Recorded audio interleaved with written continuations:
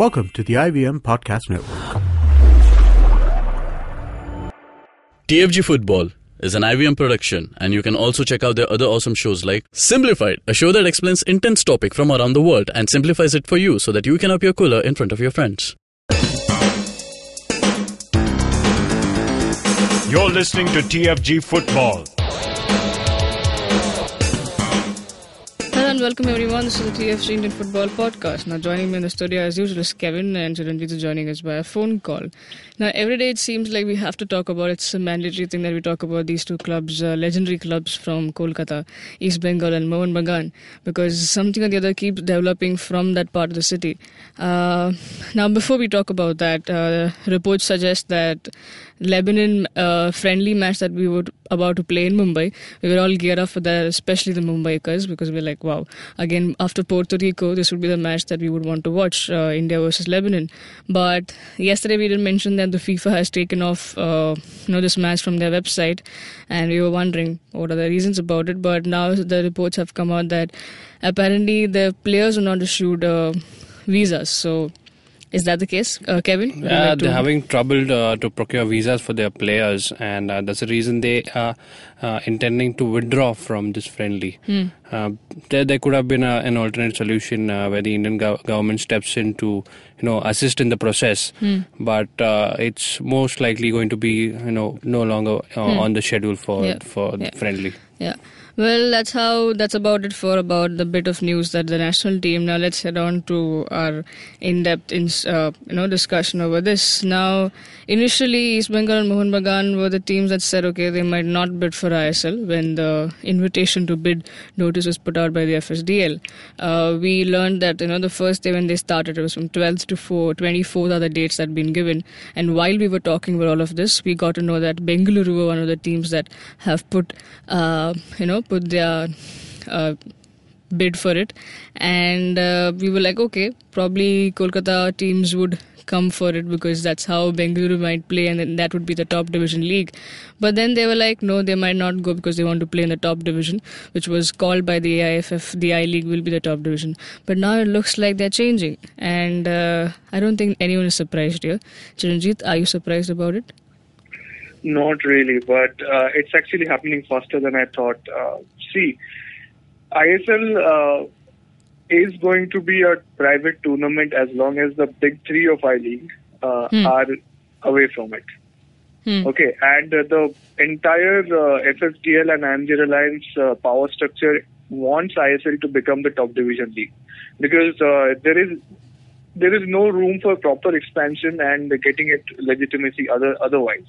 Okay, so what they did was that, I think we discussed it in detail in the editorial we put up on our website and on the podcast episode that followed it. The invitation to bid was specifically worded to allow the top three clubs. I mean, I'm saying top three. These are the top three most powerful clubs in terms of power, I would say. East Bengal, Mohun Bagan and Bengaluru FC. To ask them to come into the ISL fold. And that's why they mentioned Siliguri, that's why they mentioned Durgapur, that's why they left the door open for Bengaluru. And Bengaluru immediately took it, and they're going to make the bid, they picked it up. Then what happened was that East Bengal and Mohun Bagan were still adamant that we will not do it. So reportedly, there was a meeting that took place with East Bengal officials and Kingfisher, Kingfisher representatives and Heineken, who own Kingfisher now, who were present there. Now, Heineken has been associated with football forever. They market themselves through football, which is a lot more than what Kingfisher or McDowell's used to do. Okay, they used to be associated with the clubs, but never really used football as a marketing vehicle to the extent that Heineken does all around the world. So Heineken now owns Kingfisher, and they see East Bengal as an opportunity to really push forth their own brand here. So they said, apparently, these are all quotes from Bengali newspapers, that, hey, we will give you extra money. Right now, I think the East Bengal Kingfisher sponsorship agreement is 8.5 crores annually. That deal and the McDowell and Mohun Bagan deal that was there. These were literally the biggest shirt sponsorship deals that existed in Indian football. That exists till now. Okay, even ISL teams don't get 8.5 crores from their main sponsors. I mean, they get more from co-sponsors. So the entire total sponsorship amount probably goes higher. But a single sponsor paying you this much does not happen even in ISL. So here's the deal that that they said that we will give you more money. The sponsorship amount may even go up to 20 to 20 crores. That way, East Bengal will have enough money to bid for it. And what East Bengal did was that they contacted Mohun Bagan and told them, look, this is what Heineken and Kingfisher are telling us, and this is what we're going to do. So if they are coming in and Bengaluru FC have also bid, then Mohun Bagan, I don't think, have any option left but to bid. Okay, because see, I'm pretty sure they got a positive sign from Mohun Bagan before making the decision public like this. I mean, it was leaked, but I think it was leaked a little bit intentionally. They didn't really try to keep it secret in any way. They must have gotten some positive signal from Mohun Bagan about this, because they have to go in it together. There is no leverage for either East Bengal and Mohun Bagan without each other in the same tournament. Because the Kolkata Derby is the single biggest lucrative and attractive product in Indian football.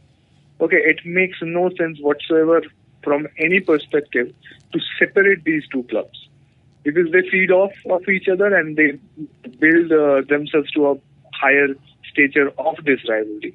So Bengaluru FC, made a conditional bid. They said if ISL becomes the top division, they will play.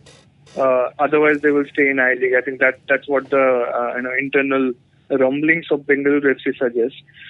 East Bengal and Mohun Bagan needed to come on board to ISL in order for IMG Reliance to move for ISL to become top division. So it all hinged on these three clubs. Okay. So now that East Bengal have more or less made it clear that they are going for it, Mohun Bagan don't have much choice but to follow suit. And it seems like, Anjan Mitra, the club secretary, who was making big noise about it, that we will not go for it. We will stay in I-League. We don't need to go to ISL. Even he gave out a statement a couple of days ago saying, the situation is not static. We will talk to some other people and then a final decision will be taken. Because I think Mohun Bagan is cornered now. They know that in order to keep their own brand attractive, they need to join ISL now, because the other brands which supplemented them, like East Bengal and Bengaluru FC. Bengaluru FC is now a big co-brand for Mohun Bagan, because their rivalry has just gone up. It has reached an international level. So they will not want to separate from East Bengal and Bengaluru FC. Now it's like, just like you said, if these three teams probably join the ISL, it might be called the top division league, Yeah. And then this leaves Aizawl FC like stranded in Norway.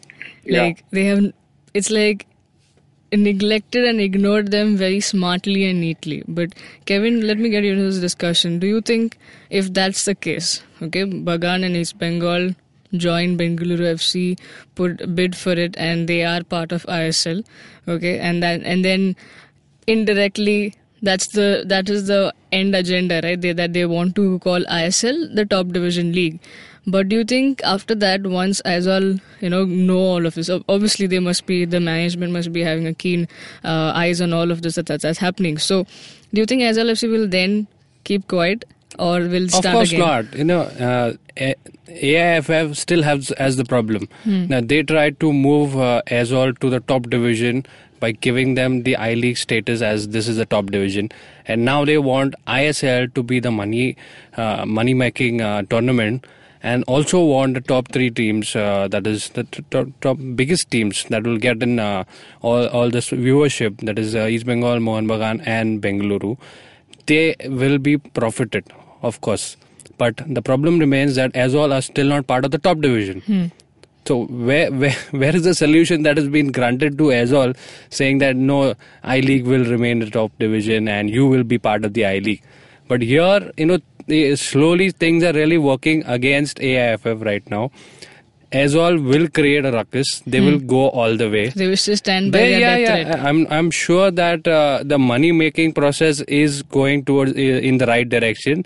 But the problem that Aizawl is going to create for everybody is still wide open. The threat is still valid. I'm sure the teams over here are looking at. I'm talking the I-League clubs who are moving to ISL probably. For them, it's just we want to play the top division. Yeah. And Aizawl are the champions. If they are not part of the ISL, it's going to be a big problem for AIFF, for AFC as well. Because the merger is not happening. And okay, so let me break it down, then, the whole situation. The big three of I-League, when they are moving to ISL, they're not moving with just the intention of playing in the top division. They want to profit off of the ISL structure. Yeah. Because that's where you get potentially a few years down the line, you will get a share of the television revenue. That's where you will get more, visibility and bigger sponsorship money. Just look at East Bengal. They're worth 8.5 crores annually in the shirt sponsorship in I-League. They go to ISL and immediately they're promised 20 crores. So you see how the money just jumps up. So money is a big factor as well here. Yeah. When they are moving in. And it won't just be the main sponsor. There will be the co-sponsors. There will be the other partners who will come in.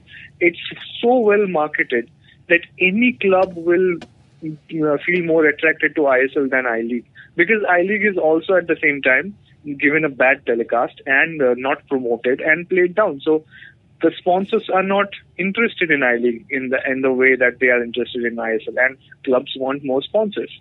They want more revenue streams. So that's what is one of the main things. Now the top three, the big three clubs of I-League also know that once they move to ISL, then ISL will have enough fodder for themselves to ask for a top division status from AFC. Okay, say we hand it over to the ISL, saying this is the recognized top division in the country. Yeah. What happens to Aizawl? What happens to the threat that they have put out? I was coming to that. I'm coming to that. Now, here's the deal. When I'm going into a bit of a political territory here. You see how the whole threat and the whole talk of hunger strike and public movement played out.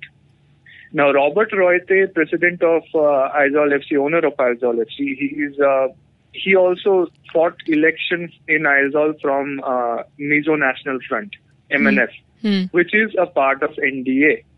Okay, so if that was when they were talking about you cannot relegate us, we are the champions of India. How can you relegate the champions of India?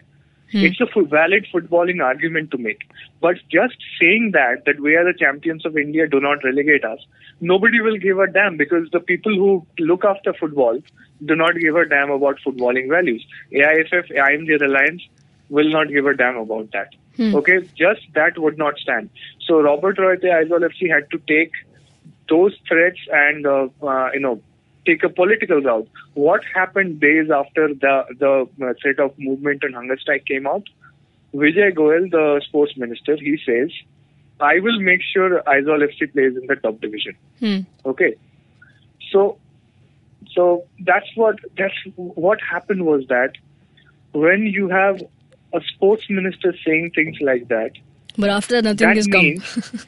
No. Look, you need to realize there is an election coming up in Mizoram soon. Yeah.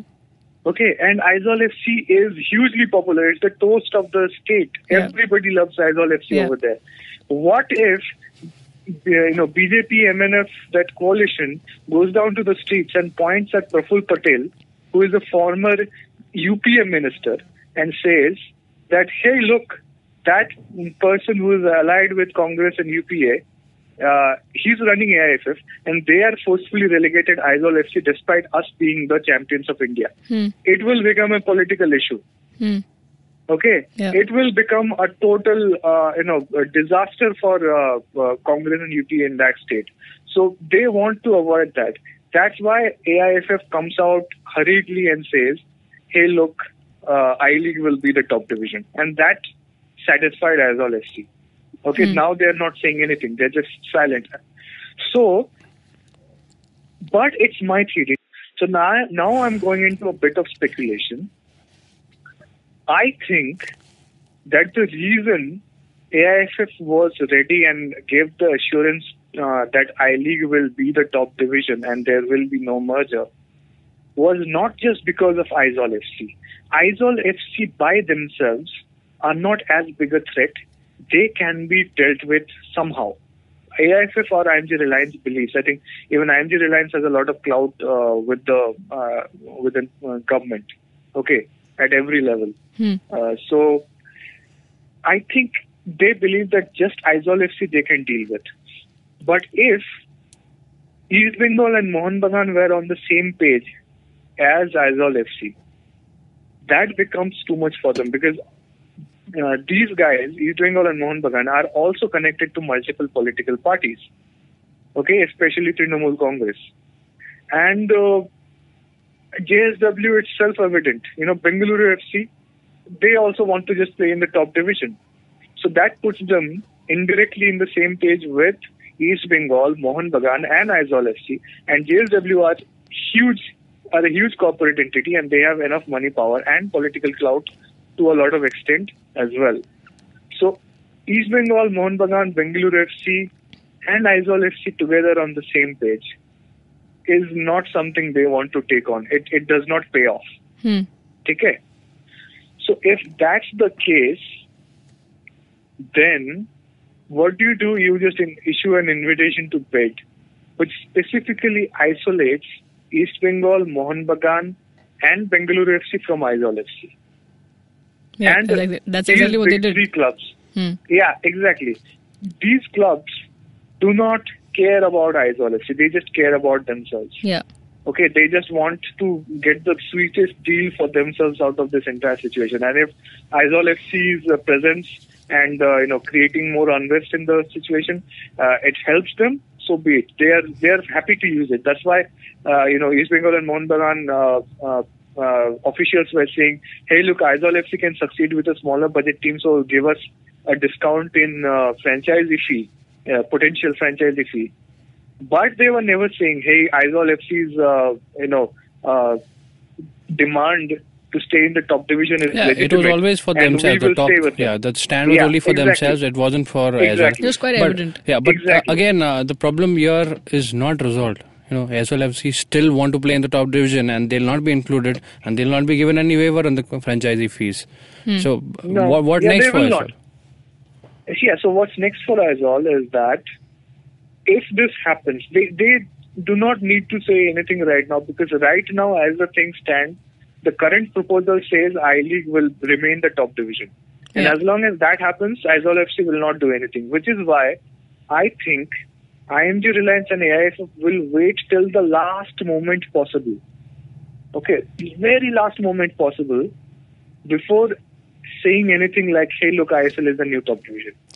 So what's happening right now is it was for Bengaluru FC and the Kolkata clubs to make their move and say that they want to join ISL.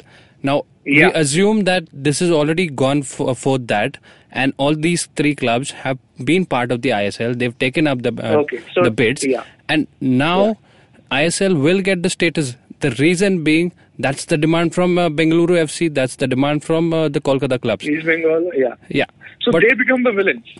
AIFF has so Aizawl FC do not have to make any move over here. Neither they had to put out any statement. They've already done that. Now they will wait for the announcement of if it's mostly going to be that ISL is the top division, and Aizawl FC will have to go ahead with this threat over there. Here's where I have some hope for Aizawl FC still, because Churchill Brothers went the court route. and got back into I-League. Okay, there were other equations at play. Okay, that were manipulated. There was, again, it was a political game being played in the back door. Churchill Alemao joining, Praful Patel's political party and all that was happening. It was actually announced by Churchill Alemao at a political meeting that, hey, Churchill brothers are back in the I-League, even before the decision was made public through court. So if that small level political game can get Churchill brothers back into the top division, Aizawl FC have a bigger claim. And if they move to court, I'm telling you, it will not be so easy for AIFF and IMG Reliance to brush it off. Whatever contract they may have with Aizawl FC, you will not say anything about merger or whatever. Because Aizawl FC are the champions of India, everything changes because they have a very different demand now. Yeah, this is really going to be interesting, after the announcement. Because Aizawl FC is going to be sitting with folded hands, watching, go on, do what you want. We'll only move after your decision has come out. Yeah, exactly. So I want this to happen. I want there to be a proper movement against this, demonstrations, whatever. Take a court case, push it all the way to the Supreme Court, even right to FIFA, get them involved, whatever. Even I think a huge section of AFC and FIFA wants some of this to happen because they also prefer an open league. A proper merger between I-League and ISL. So all of that should happen. At least what it will force I-League and AIFF and IMG Reliance to do is to make the whole timeline clear. Yeah. The long-term timeline, which we got a glimpse of when Praful Patel was talking to East Bengal and Mohun Bagan. He said, after the 2019-20 season, there will be no more restrictions left. Okay, which makes us think that, hey, maybe the situation is that the ISL franchisee contracts will run out and there will be no problem making a full merger after, from 2020 onwards. So maybe that's what they go out and tell Aizawl FC and other clubs, other I-League clubs, say, look, 2020, you will get in, and you will be part of this huge major mega bucks league, which will have a lot of revenue streams ready for you. So maybe that will appease them. Maybe it will not appease them. Maybe it will become a political game again. We will have to wait and see. It's very interesting situation.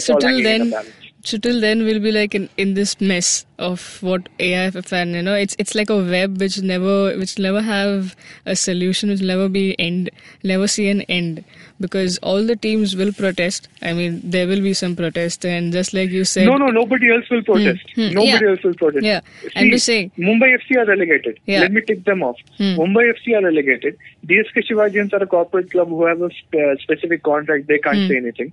Same with Chennai City and Minerva Punjab. Okay. Who else is left now? Churchill brothers will not say anything because they came in on a 1-year little stint on the top division anyway. And again, Churchill Alemao and Praful Patel are political buddies. Shillong Lajong have not said anything throughout this episode. Okay. That is partly because they just want to go on and maybe don't want to fall into this political mess. I think they want to set this out, and Lasing Ming Saoyan, being an AIFF vice president, probably gets more, information about the long-term plan of AIFF and IMG Reliance than any of us do. Okay, so he probably has a better idea of when there will be an open league and when we will be able to, see a full merger between I-League and ISL, when all the top division clubs will just get played. Without restrictions, with promotion relegation in place. Maybe he has seen something positive. That's why he has taken Shillong Lajong out of the controversy altogether. Okay. So, that way, Aizawl FC are the only ones who have a problem with this. Okay, they are completely isolated. I think what we have to wait and see is that will the whole team be intact in this whole saga? Like, what I mean is the management, the players, the coach, the whole team in full stick to this till the end, and let's see if they can wave off a movement here. they've already done on the pitch, but let's see how they do that, how they tackle it off the pitch. Now, we can endlessly talk about all of this saga going on, but we have limited time, so we'll bring you all the updates that you need to know every day because we're a daily show. Now, if you're listening to our show on YouTube, hit the like, share, subscribe to our channel, hit the bell icon so you get updates of our new episode. Before I say goodbye, there's also a small news that now we all knew Carles Puyol, the Spanish legend, was here in India to kick off the ticket sale for the FIFA Under-17 World Cup. Now he did that. Yeah. And today, I think 7/11 is when it's going to go live for all the fans. 19-11 hours. Yeah. 19-11 hours to commemorate in Mohun Bagan's official victory. Yeah. So what it says that Gauri Bahaduri, granddaughter-in-law of Shivdas Bahaduri, captain of that team, was handed over the first ticket by Puyol. That's the event that took place to kickstart the ticket launch. Now we all knew about this, and it's a great occasion. All eyes on India will be on for this mega event, and we'll get you all the updates of that as well. Now, all that you need to know about all of what's happening in Indian football, log on to our website, thefangarage.com. We are also on Twitter for the TFG football Twitter handle. You can also talk to us personally, Boza_Kevin, Chiranjit Oja, Sujin Matthew 94. Have a great day, folks. Hope you enjoy the show. I know a lot of technical stuff every day, but we'll get you more on that every day. Now, you can also listen to our show on Audioboom, SoundCloud, iTunes, and various other podcasting apps. Download the IVM podcast app on Android and iOS. Have a great day. Cheers.